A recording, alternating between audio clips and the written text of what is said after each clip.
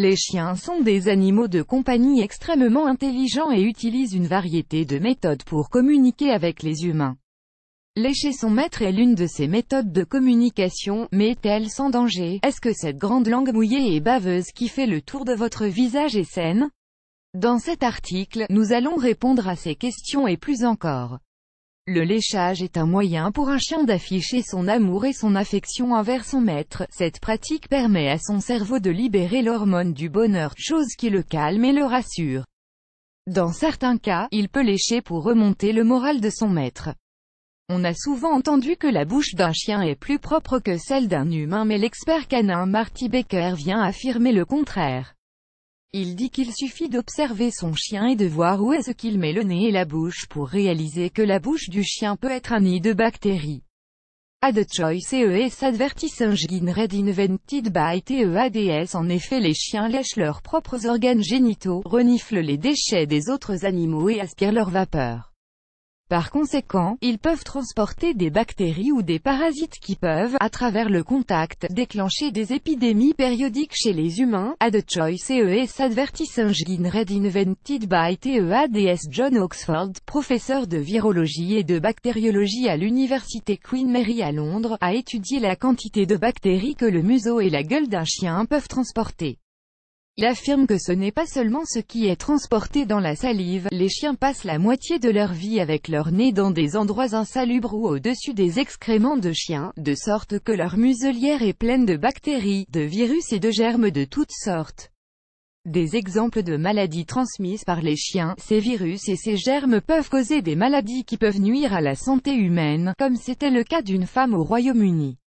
Elle a contracté une infection de la salive de son lévrier italien. Elle n'a même pas réalisé que quelque chose n'allait pas jusqu'à ce qu'elle soit au téléphone avec un membre de sa famille et qu'elle commence à remarquer des troubles d'élocution.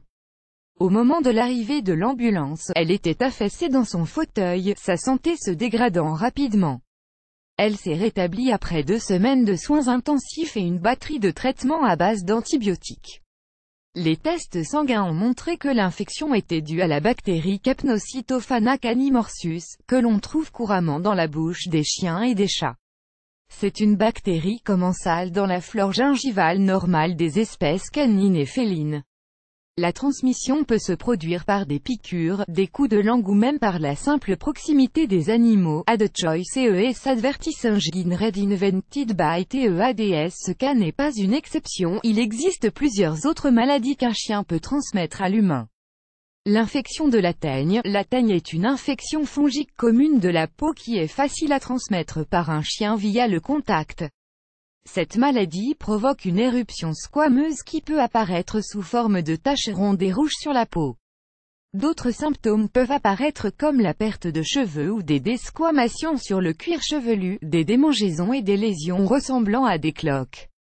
Le SARM. Ad choice ES advertising red invented by TEADS. Le SARM, Staphylococcus aureus résistant à la méticilline, est une infection bactérienne qui cause des infections cutanées légères, telles que des furoncles ou des boutons, ou des infections graves, comme une pneumonie ou une bactériémie.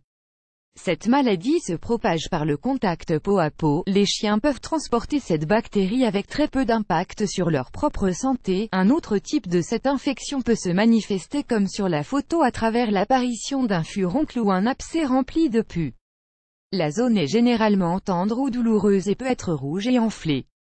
Les infections à staphylocoque sont traitées avec des antibiotiques topiques, oraux ou intraveineux, selon le type d'infection. Quelques conseils à suivre pour une meilleure hygiène avec votre animal de compagnie. Évitez que votre animal domestique partage votre chambre ou celle de vos enfants. Nettoyez régulièrement les zones où l'animal a accès. Évitez que votre chien vous lèche le visage. Lavez-vous les mains à l'eau et au savon après avoir touché un animal. Ne négligez pas le ramassage des excréments de votre chien dans la rue.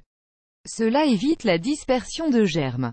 Lavez et brossez régulièrement votre chien, veillez à respecter le calendrier vaccinal et emmenez votre animal de compagnie chez le vétérinaire régulièrement. Plus grand que